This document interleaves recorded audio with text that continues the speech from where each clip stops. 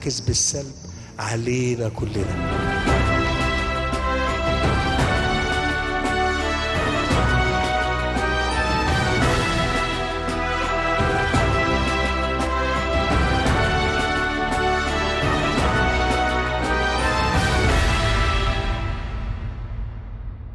Welcome back, dear viewers. And President Fattah el-Sisi expressed appreciation to the role played by the African Development Bank in addressing development issues in Africa, especially in light of mounting global economic challenges.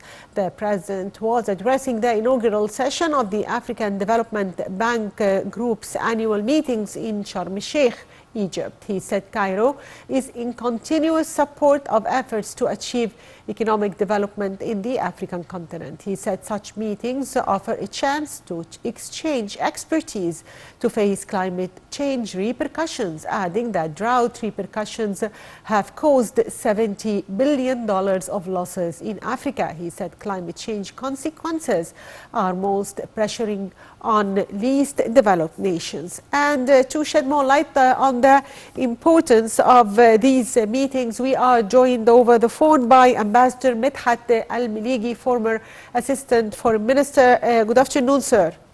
Good afternoon. So, sir, how do you see the significance of holding this event in Egypt, Sharm el-Sheikh, and its importance?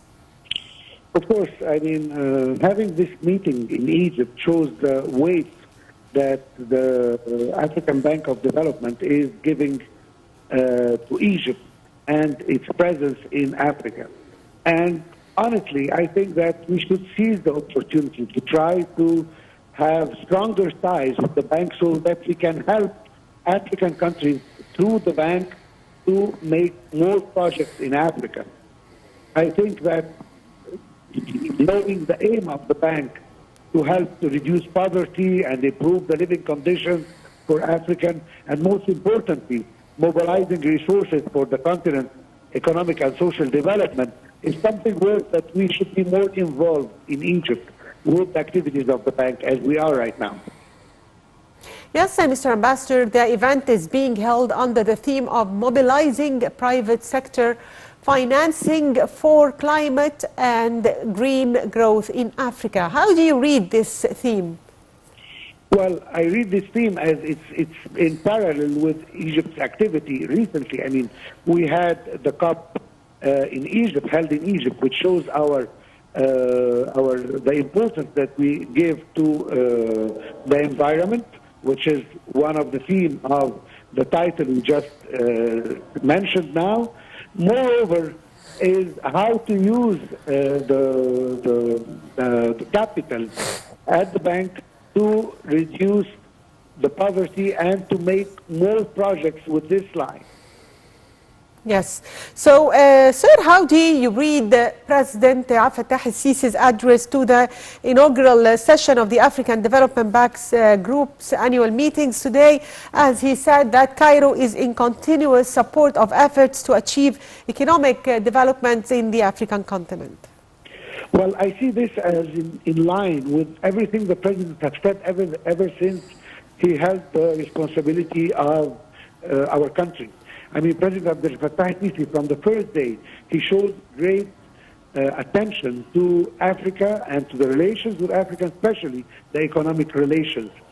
So the speech comes as no surprise to the politics that he's been holding ever since he started ruling.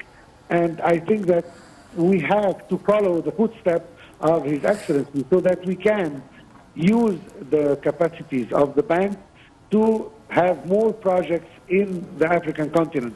We should also mention that there are many and several associations, businessmen associations, who are very much interested.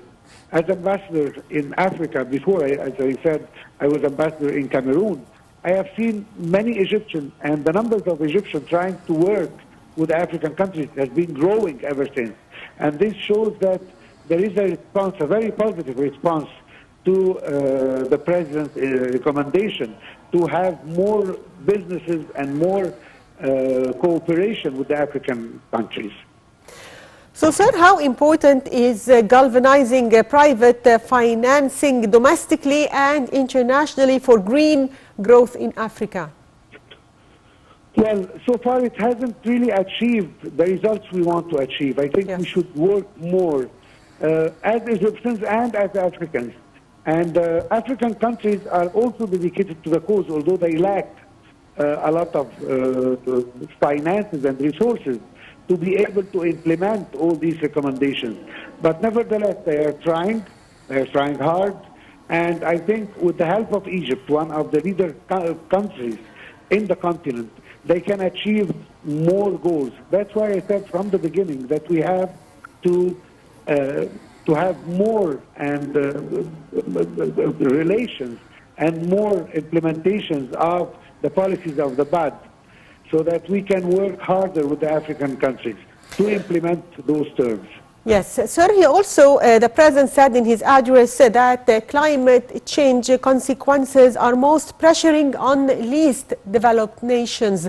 How can Egypt cooperate with the African nations to face the repercussions of climate change?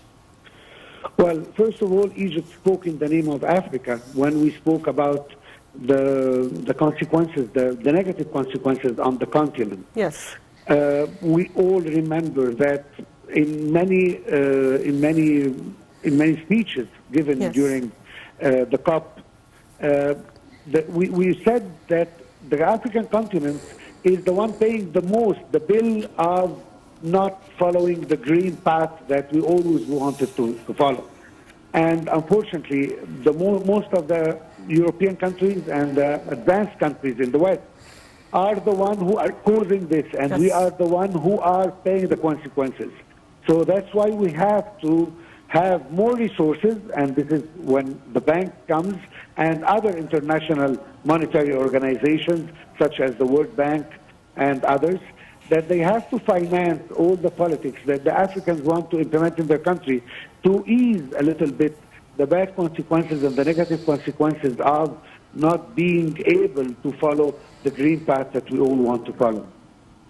So, sir, how do you weigh the importance of the private sector in cooperating with governments to address climate changes? I don't get the question. Would you repeat that? Yes. How do you weigh the role of the private sector in addressing challenges of climate change? Well, let me first start in general that the private sector has the biggest role in all kinds of development, whether we are talking about green or else. This is the era where the private sector is supposed to be leading. Even in Egypt now, we have seen recently in the last maybe few weeks that His Excellency the President was talking about giving more importance and a bigger role to the private sector in general inside our own country. And the private sector is ready, once given the good opportunity, is ready to go in Africa and implement what we already know. Don't forget that we are one of the leading countries. We have seen various projects that were mentioned during the COP that we are going to have, like the green energy and many other top-notch activities in this domain, so that we can help also the African to implement it. And this will always need the private sector to be implemented. I mean, the government cannot do everything on its own, and it needs the other wing of the private sector to achieve the goals that it has mentioned before. Sir, in your opinion, what are the challenges that still face the African continent, and how can African nations cooperate to face these challenges? Well, we cannot apply one agenda on all African countries. Each African country has its own specificity regarding the problems that it's facing. Yes. But let's say that to start with, we don't want to stay in the corner where we are only producing raw material for the countries that need them to produce end products. What we want is that the African country has to start, and hard, although it's starting to be late, but it's never too late. We have to start to have our own project, our own product so that we can sell end products directly to the world that needs it. I want to give, for instance, one example of something that I have witnessed myself. As you know, Central Africa is known for its good quality of wood. Having said that, most of the African countries are selling the wood as it is, as logs of wood, as trunks of trees, and not as semi-finished products or totally finished products. And this is approximately the price of 1/10 of the final product, which means that there is 9/10 lost because we are not producing our thing. So at the end, we are getting not enough money for our products, and this doesn't enable us to have enough money to introduce the green policy, the green energy things, and the green projects that we want to implement. The poverty is all over Africa. We have to face it. And in order to combat that, we have to start our own project based on each country's elements that it has. This is how we can start by having our own products and our own production. So also, sir, what are your expectations for the recommendations of these meetings? Resolutions, yes, expected to be adopted. Well, I will tell you something. I mean, we have to know that resolutions are usually very general. What I'm talking about is something more concrete. I mean, we have, all of us, all African countries, has to work together. They have to seize the opportunity, being here in Egypt, to try to arrange with the private sector in Egypt that is present and live and very strong.